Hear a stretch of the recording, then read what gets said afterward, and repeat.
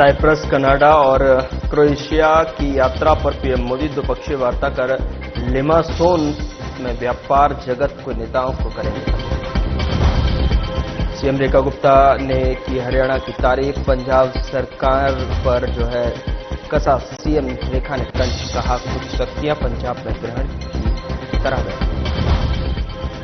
दिल्ली विधानसभा में विधानसभा का शिलान्यास, अहमदाबाद हादसे में जान गंवाने वालों को भी दी श्रद्धांजलि। सीएम रेखा गुप्ता ने हादसे को बताया दुखद।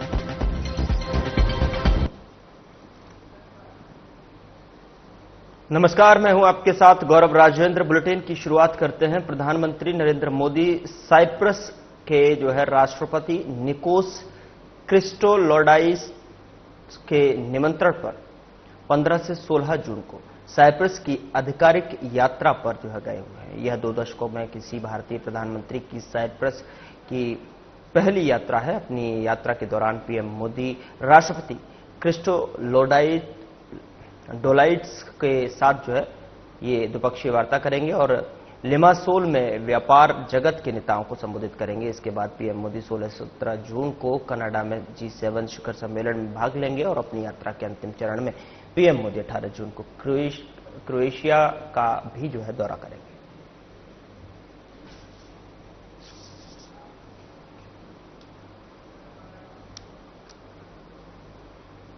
दिल्ली की मुख्यमंत्री रेखा गुप्ता ने हरियाणा की प्रशंसा करते हुए कहा कि यह शहर बहुत साफ सुथरा है और राज्य प्रगति कर रहा है। दिल्ली और हरियाणा के बीच में अच्छे संबंध हैं, जिससे दोनों राज्यों का विकास संभव है।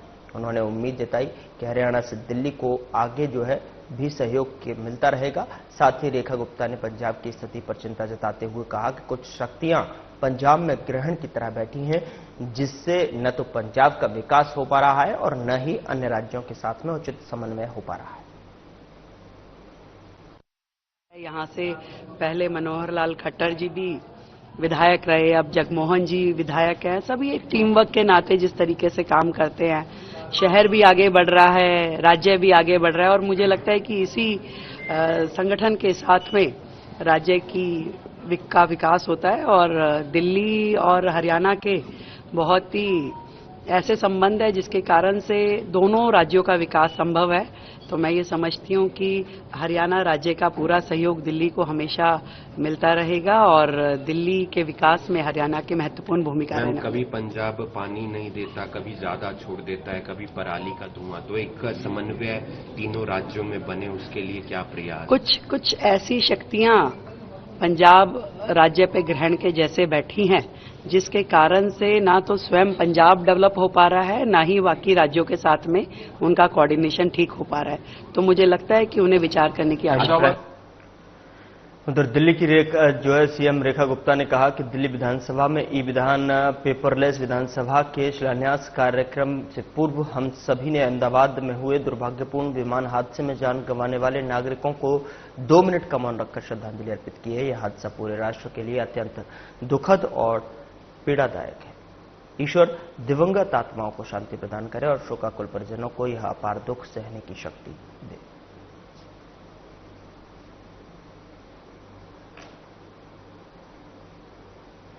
दिल्ली सचिवालय में डॉक्टर अजय कुमार कौशिक ने रचित पुस्तक लैंडस्केपिंग के मूल सिद्धांत का विमोचन किया और इस अवसर पर सांसद मनोज तिवारी और दिल्ली सरकार में कैबिनेट मंत्री कपिल मिश्रा भी उपस्थित रहे। हमारी सरकार का सदैव यह प्रयास रहा है कि विकास की रफ्तार के साथ दिल्ली की सांस्कृतिक धरोहर, हरित विरासत और पर्यावरण की आत्मा को भी संजोए रखा जाए। प्रधानमंत्री नरेंद्र मोदी के स्वच्छ भारत और स्मार्ट सिटी विजन से प्रेरित होकर हम दिल्ली को एक सुव्यवस्थित, हरा-भरा और सांस्कृतिक रूप में समृद्ध शहर के रूप में विकसित करने के लिए प्रतिबद्ध हैं।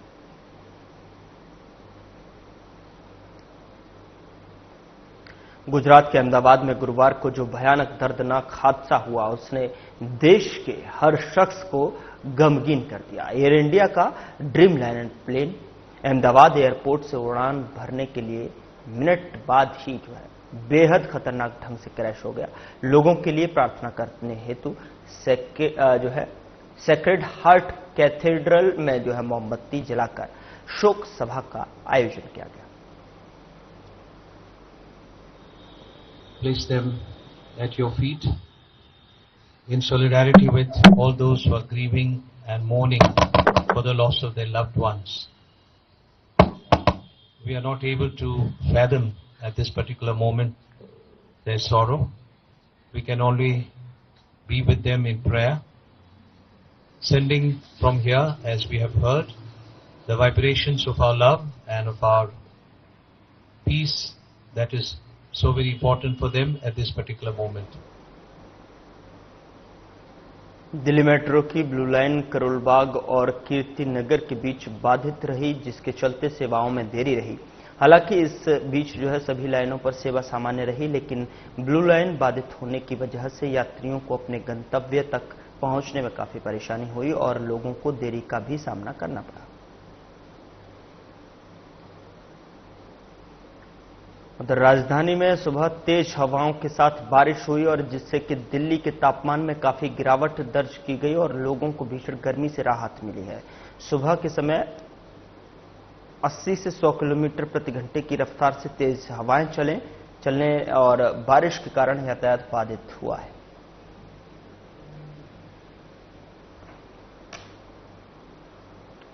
राजधानी दिल्ली में रविवार सुबह तड़के तेज हवाओं के साथ में भारी बारिश देखने को मिली और इस बरसात से दिल्ली वासियों को गर्मी से राहत मिली है। कई इलाकों में हुई इस बारिश के बाद सुबह सुबह मौसम सुहावना हो गया और भारतीय मौसम विभाग ने एक्स पर जानकारी देते हुए कहा, दिल्ली और एनसीआर में गरज और बिजली के साथ मध्यम से तीव्र बारिश 80 से 100 किलोमीटर प्रति घंटे की रफ्तार से हवाएं चल रही हैं। घर के अंदर रहे और जब तक आवश्यक न हो यात्रा करने से बचें।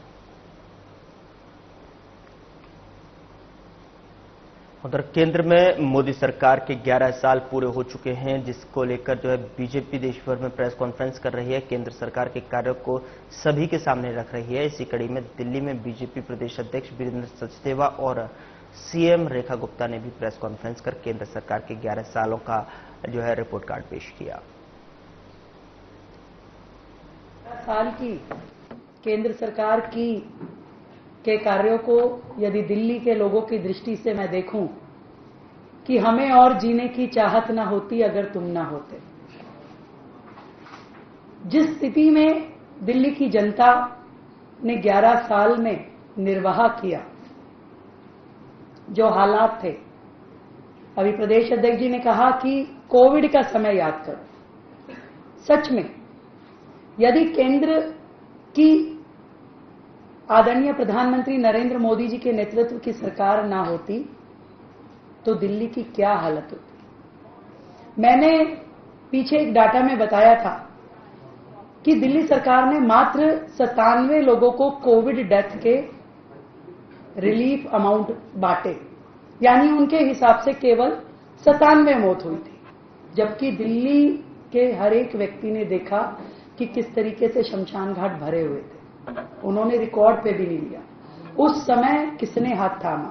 केंद्र की सरकार ने थामा। आज भी यदि मैं हॉस्पिटल इंफ्रास्ट्रक्चर की बात दिल्ली के लिए यदि करती हूं तो मैं इससे उपलब्धि मानती हूं केंद्र सरकार की कि जितना इंफ्रास्ट्रक्चर दिल्ली सरकार का दिल्ली में है हॉस्पिटल एडमिनिस्ट्रेशन का, उससे ज्यादा केंद्र सरकार का दिल्ली में हॉस्पिटल इंफ्रास्ट्रक्चर है। आज मात्र एम्स ही 5 लाख ओपीडी सालाना करता है, जिसकी वजह से दिल्ली का पूरा जो पेशेंट है वहां डाइवर्ट होने के कारण दिल्ली के हॉस्पिटल्स पे कम भार पड़ता है। आज दिल्ली सरकार के लिए केंद्र एक बहुत बड़ी नियामत बनकर के काम कर रही थी। उसके लिए यदि मैं बताऊं कि कैसे 1.25 लाख करोड़ रुपए की सड़क परियोजनाओं की सौगात केंद्र ने दिल्ली को दी, जिसमें से पहले फेज में 35,000 करोड़ के काम करवाए गए, दूसरे फेज में लगभग 64,000 करोड़ के काम जो पूरे होने की स्थिति में है और 24,000 करोड़ के काम जो आगामी योजनाओं के हैं, जो डीपीआर जिनका तैयार हो चुका है।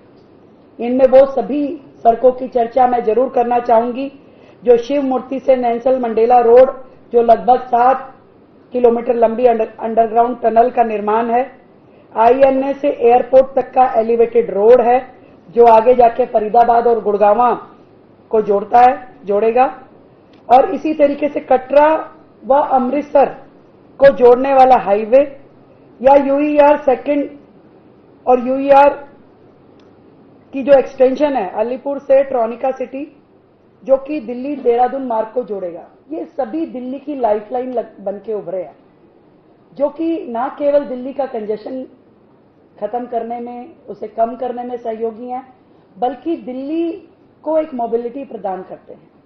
और उसी तरीके से बात करना चाहूंगी मेट्रो इंफ्रास्ट्रक्चर की, जिसमें पूरा का पूरा योगदान यदि मैं मानूं तो केंद्र सरकार का है कि आज दिल्ली में सरपट जो मेट्रो दौड़ रही है, जो रेल इंफ्रास्ट्रक्चर दिल्ली का क्रिएट हुआ है, यदि आप सोच के देखिए ये नहीं होती तो एक कैसे दिल्ली चल पाती। एक के बाद एक फेज केंद्र सरकार लेकर के आई, जिसमें पिछली सरकारों ने अपने शेयर का 1 रुपया भी दिया नहीं और पूरा का पूरा शेयर केंद्र ने अपने नाम से उन कामों को आगे बढ़ाया।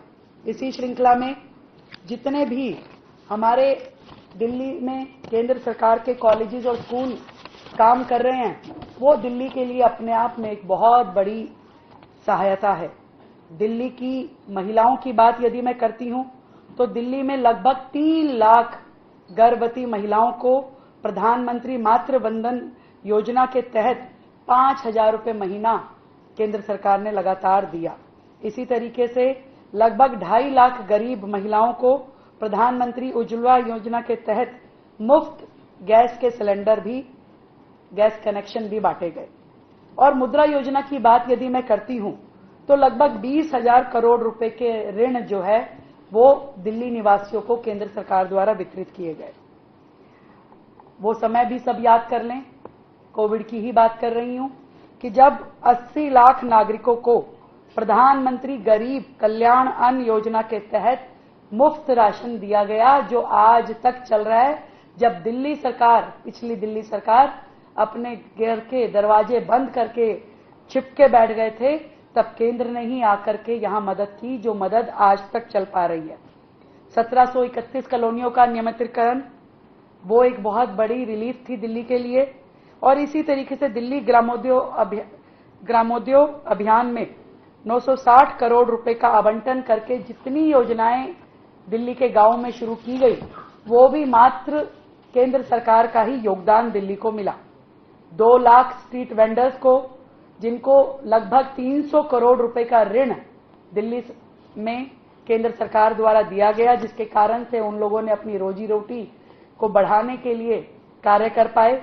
इसी तरीके से दिल्ली के 12,000 किसानों को 6,000 रुपए की सम्मान निधि देने का काम भी केंद्र सरकार ने किया।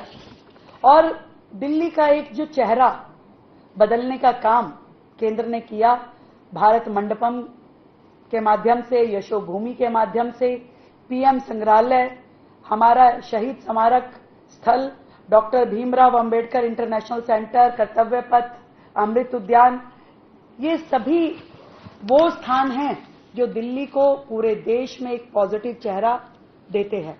और इन सभी कार्यों के माध्यम से ही आज दिल्ली में, यदि मैं दिल्ली सरकार की बात करूं और दिल्ली के 100 दिनों पे भी चर्चा करूं, तो मैं इतनी बात कह सकती हूं कि केंद्र ने जिस तरीके से दिल्ली का हाथ थामा, तो हम बड़ी स्पीड में काम करने की स्थिति में आ पाए।